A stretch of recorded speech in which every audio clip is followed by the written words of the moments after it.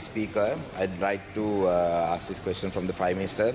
Honourable Prime Minister, 16 years after the war ended, Sri Lanka has yet to address the root causes of conflict. Further, no genuine efforts have yet been made at truth and justice. With the long list of commissions of inquiry and other state entities failing to address the impunity. These and other factors demonstrate the multiple challenges with reconciliation in Sri Lanka. So I would like to raise these questions from the Prime Minister. Number one, what is the government doing to address emblematic cases including massacres that occurred in my district and other areas?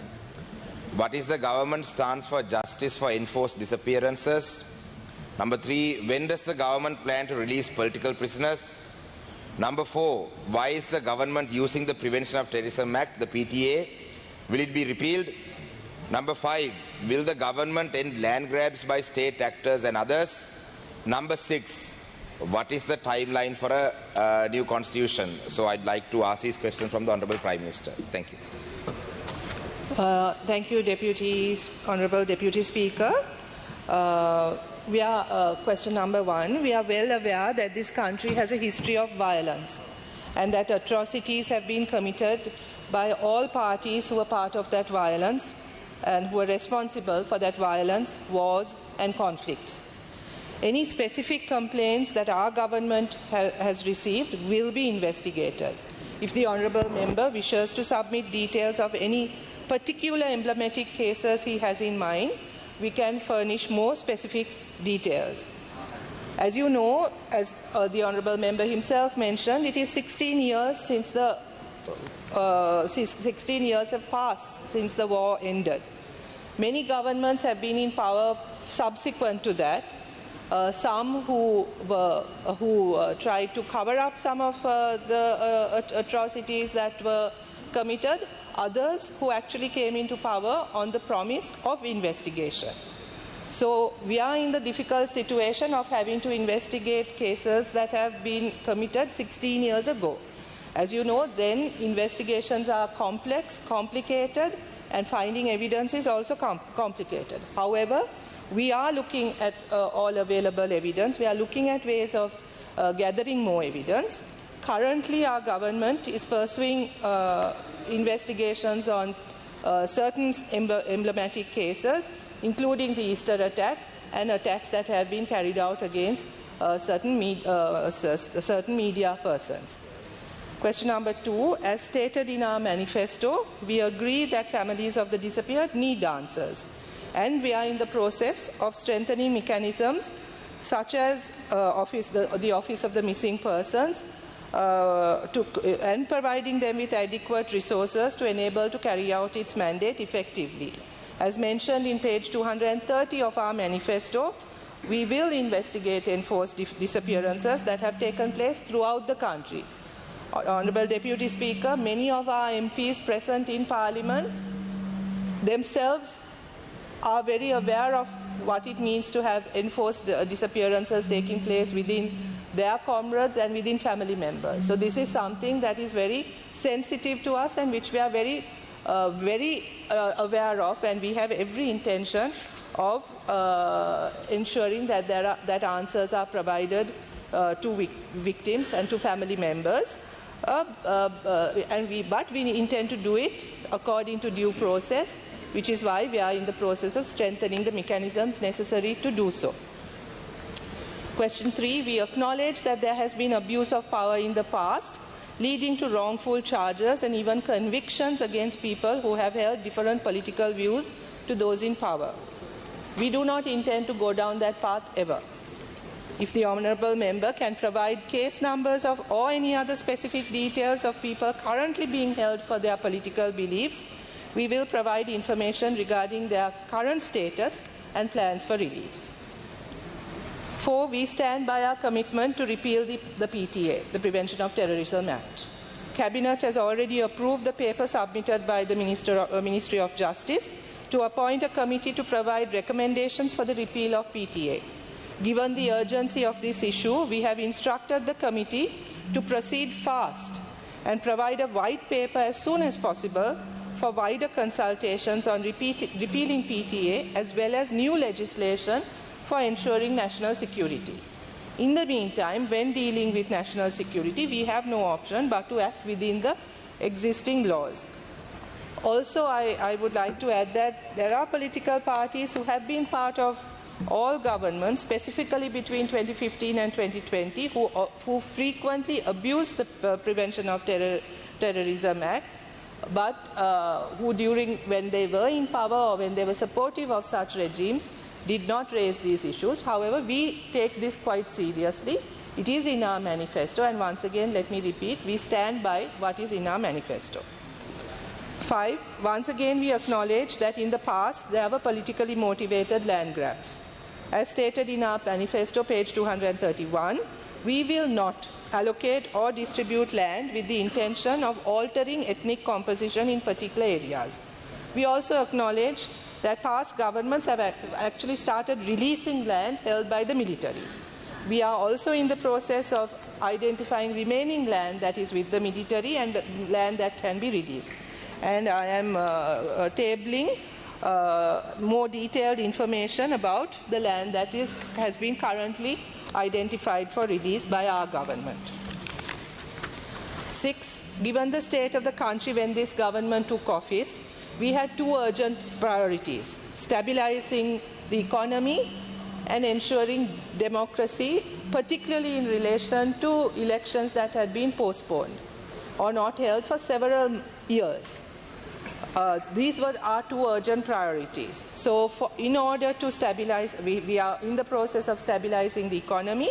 We are also in the process of establishing democracy. As you know, the 2 elections have already been held within a period of 6 months. We are going into a 3rd election in the coming month.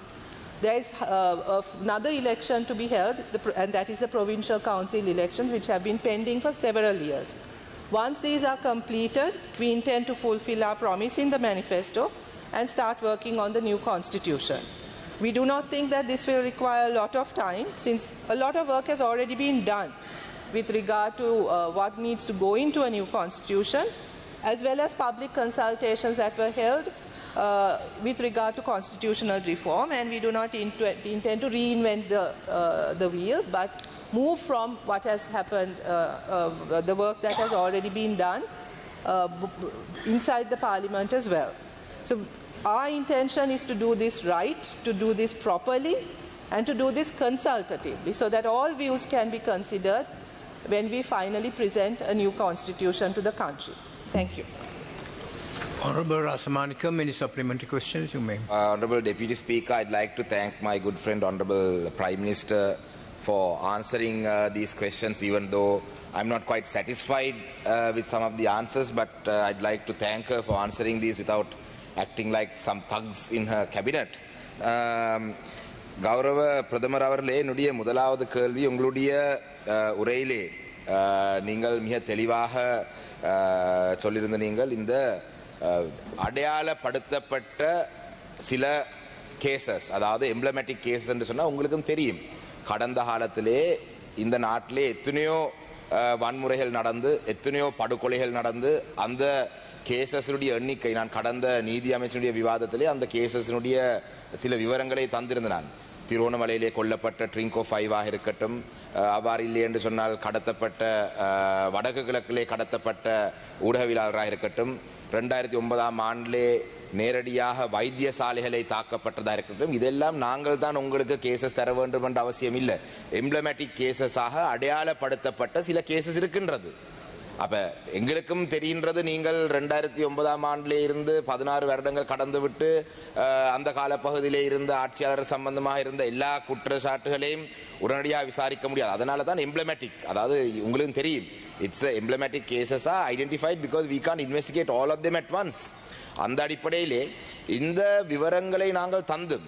இப்போ உங்களுடைய ஓஎம்பியையும் ஓஆரையும் தான் காணாமாக்கப்பட்டவருடைய பிரச்சனைக்கான ஒரு தீர்வாக நீங்கள் முன்வைக்கிறீர்கள். பாதிக்கப்பட்ட சமூகமாகிய தமிழ் சமூகம் இந்த காணாமாக்கப்பட்டவருடைய அலுவலகம் மற்றும் ஆஃபீஸ் ஆஃப் ரெப்பரேஷன்ஸ் என்ற இந்த 2 விடயங்களை நிராகரித்திருக்கு. ஒரு நீதிமன்ற பொறிமுறை இல்லாத எந்த ஒரு முறையும் ஏற்றுக்கொள்றதுக்கு பாதிக்கப்பட்ட சமூகமாகிய எங்களுடைய மக்கள் தயாரில்லை. உங்களுக்கு கௌரவ பிரதமர் அவர்களே, நீங்கள் இந்த கொழும்பு மாவட்டத்தில் அதிகூடிய வாக்குகளை எடுத்து வந்த நீங்கள் உங்களுடைய செயல்பாடு, கௌரவ விஜிதஹேரத் அமைச்சருடைய செயல்பாடு, அன்றகுமார திசாநாயக்குடைய செயல்பாடுகளை கண்டு அதனை கண்டுதான் மக்கள் உங்களுடைய என்பிபி கட்சிக்கு வாக்களித்தார்களே தவிர உங்களை வளைச்சிருக்கிறவருடைய செயல்பாடுகளை அந்த நேரத்தில் கண்டதால் வாக்களித்தே இருக்க மாட்டார்கள். அந்த வகையிலே கௌரவ பிரதமர் அவர்களே, இந்த இரு விடயங்களையும் பொறுத்தவரை முதலாவது என்னுடைய கேள்வி, இந்த காணாமாக்கப்பட்டவருடைய விடயங்களும் எம்ப்ளமேட்டிக் கேஸ் ரெண்டும் புண்ணி சேர்ந்த விடயங்கள். இந்த ரெண்டு விடயங்கள்லேயும் நீங்கள் உடனடியாக, ஏனென்றால் உங்களுடைய வெளிவிவகார அமைச்சர் வெளிநாடுக்கு சென்று ஜெனீவாவிலே சொல்லியிருக்கிறார், நாங்கள் ஓஎம்பியை நாங்கள் முன்னெடுக்க போறோம். ஆனால் ஓஎம்பிக்கும் ஓஆருக்கும் சரி, நாங்கள் தான் பாதிக்கப்பட்ட சமூகமாகி நாங்கள் தான் ஓஎம்பி ஓஆரை ஏற்றுக்கொள்ளாவிட்டாலும் கூட, என்றால் நீதி பொறுமுறை இல்லாத காரணத்தினால் அரசாங்க தரப்பின் முன்மொழிவாக இருக்கிற அந்த விடயங்களுக்கு கூட உங்களுடைய வரவு செலவு திட்டத்தில் நிதி ஒதுக்கப்படவில்லை. அப்ப இந்த நிதி இல்லாமல் எவ்வாறு நீங்கள் இந்த விடயங்களை முன்னெடுக்க போறீங்க? உங்களுக்கு தெரியும், சாலிய பீரிஸ் தலைமையிலே இருந்த அந்த குழுவினர் ஒரு சில எம்ப்ளமேட்டிக் கேஸ் எடுத்து விசாரிக்க போனார்கள்.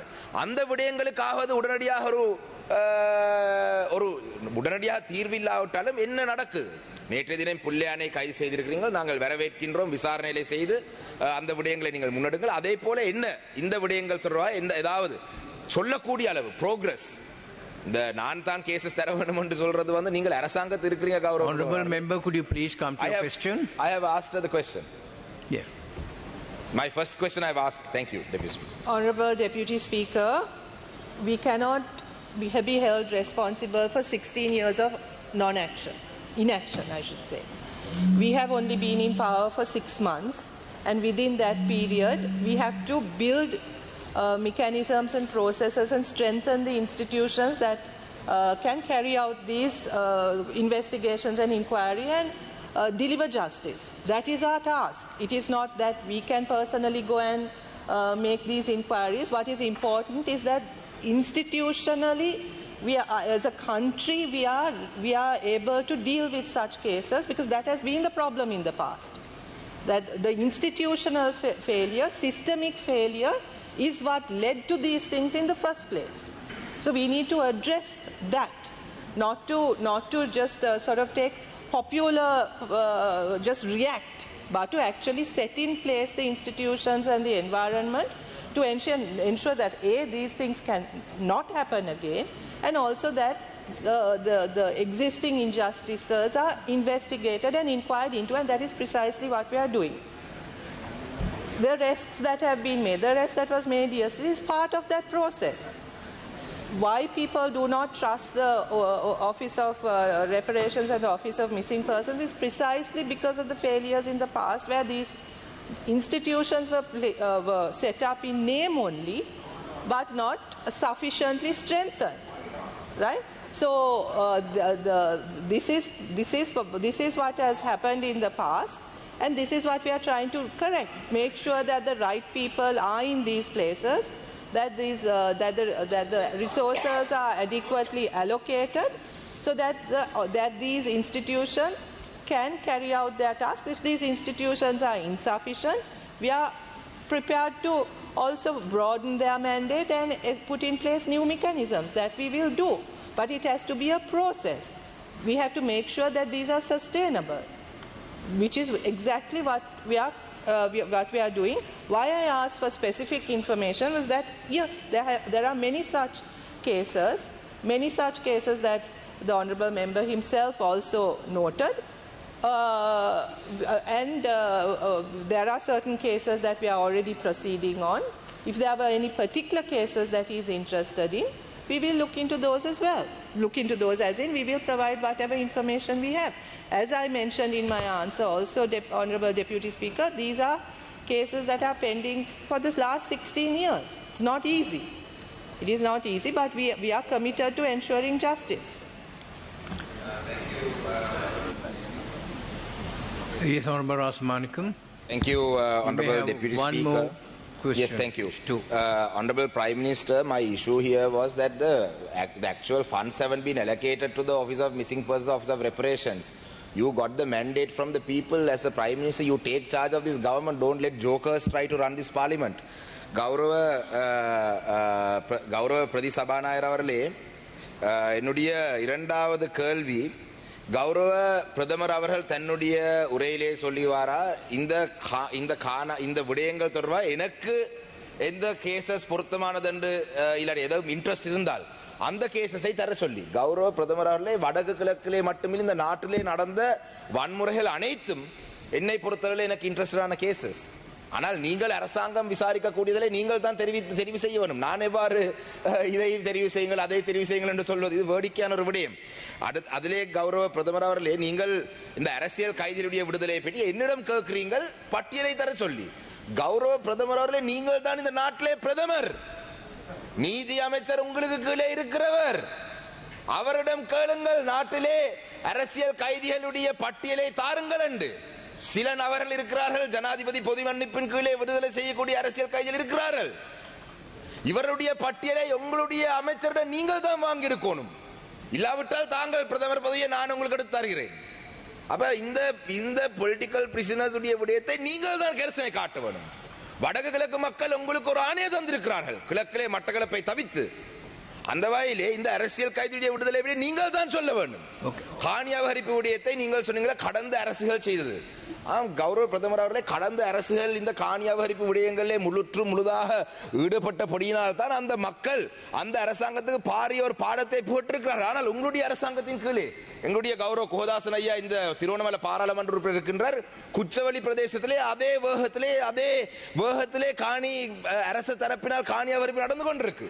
மட்டக்களப்பிலே மேய்ச்சல் தரை பிரச்சனை நடந்து கொண்டிருக்கு. மகாவலியின் ஊடாக வவுனியாவிலே நடந்து கொண்டிருக்கு. காணி அபகரிப்பு உங்களுடைய அரசின் கீழே நடந்து, அதுதானே இந்த இடத்துல இருக்கும் பிரச்சனை. அதே போலதான் I am winding up deputy speaker. இந்த நீங்கள் சொன்னீங்கள் இந்த புதிய அரசியல் அமைப்பை கொண்டு வருவது காலம் எடுக்கும், தேர்தல் நடக்க வேண்டும் என்று. உங்களுடைய இடது கை பக்கம் இருக்கும் அமைச்சர் சொல்றார் மாகாண சபை தேர்தல் இந்த வருடத்திலே நடத்த மாட்டோம் என்று. ஜனாதிபதி சொல்றார் மாகாண சபை இந்த வருடம் நடக்கும் என்று சொல்லி. நீங்கள் சொல்றீங்க இந்த வருடம் இன்னொரு தேர்தல் இருக்கு, அதுக்கு பிறகுதான் அரசியல் அமைப்பை கொண்டு வருகின்ற. கௌரவ ஜனாதிபதி அவர்களே I am winding up. கௌரவ ஜனாதிபதி அவர்களே, கௌரவ பிரதமர் அவர்களே, ஒரு புதிய அரசியல் அமைப்பை கொண்டு வர wind up my question. Yeah, thank you. You have already posed your second question. I think your second question is clear. Honorable Prime Minister can answer that. You have said that your second question was that you posed the question stating this is my second question. You already posed your question stating that this is my second question. Deputy Speaker, these questions are given to members of Parliament. You Two post your questions for the opposition to be asked from the Prime Minister. It is the responsibility of the Prime Minister to provide the list of missing persons. You have already posted, and she can answer that on that, please. I am not being unfair, by the way, Honourable Member. I am being very fair by everybody in this House.